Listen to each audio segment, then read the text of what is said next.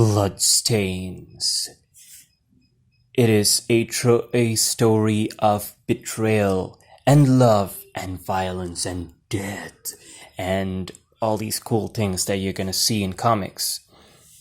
So, my first miniseries, Bloodstains, or as it is called in my language, Lepalum, is a 3-part miniseries. It's my first miniseries, and I'm kind of proud of it because I did a lot of practice sketches. Like, this is all concept art that I did in. You have a different picture over here. You have a face here. You got. Okay, that's another of my characters that. Oh yeah, speaking of which, I'm gonna introduce several new faces in this story. But yeah, I've been trying to do like ripped bodies of dudes and faces, and I draw my first girl in this as well. So this is me trying to draw a girl, and you're gonna see this picture in there.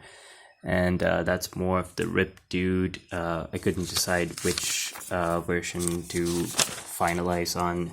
So you got 2 ripped dudes here, one with more expression and the other with more lines on the body. One's buff, one's cut, one looks like a ridiculous dude. Faces again.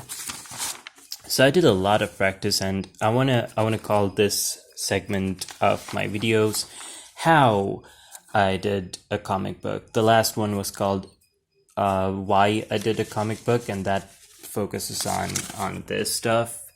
My first issue, which I actually published, well, printed, never sold much, and in the last pages of this one, I introduced a new character called the Spark. He's got electric based powers, more like Black Lightning than the Flash, but yeah, Flash is my favorite. And I've always had this, form of communication with readers. I mean, only 3 people have read the comic so far, and you guys, I guess.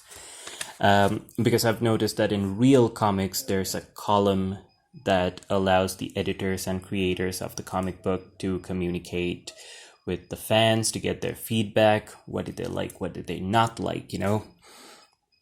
Alright, so the miniseries, the first page, it starts with an assassination, a murder of. Alright, so there's this female journalist over here, and she is butchered by paid assassin, by these 2 rich dudes.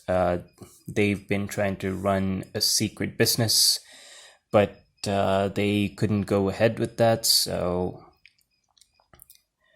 because this female journalist, and there's a lot of like, oh my god, loud bang type sounds.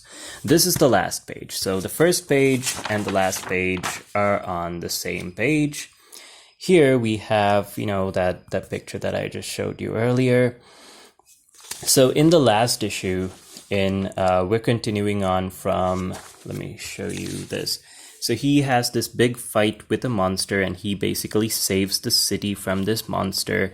It's important to remember this guy before we start Bloodstains, because you're gonna see a different worm that is kind of similar to this one, and yeah, so it's a little bit of academia, science, literature stuff as well.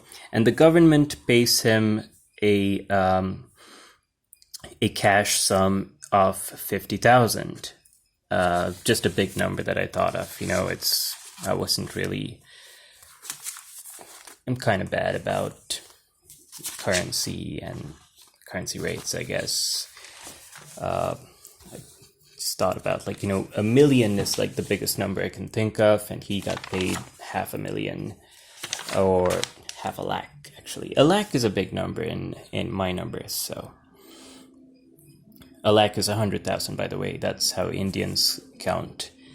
Yeah, so he gets paid a lot of money. So he treats himself to a little vacation. So we start off with something scary and dark. And then we move on to like, you know, where did we leave off with the character in the last one?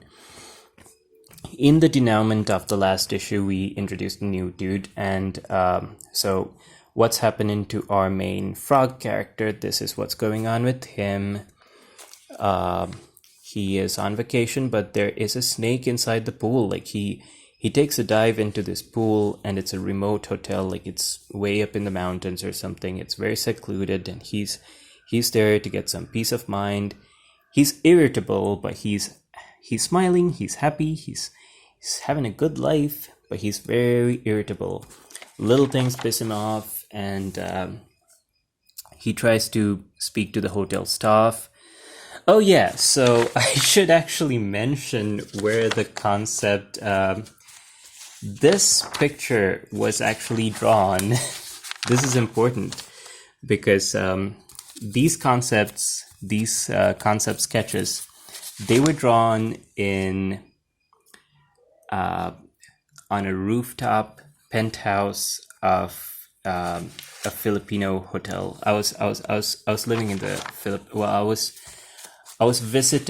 was traveling through Philippines when I drew this, and I had spent time in like 3 different hotels by then. Some in Singapore, some in Colombo before I left Sri Lanka, and been going through like, you know, it's been hotel to hotel to hotel. So I've been seeing a lot of hotel staff and hotels, and had my own ideas for hotels.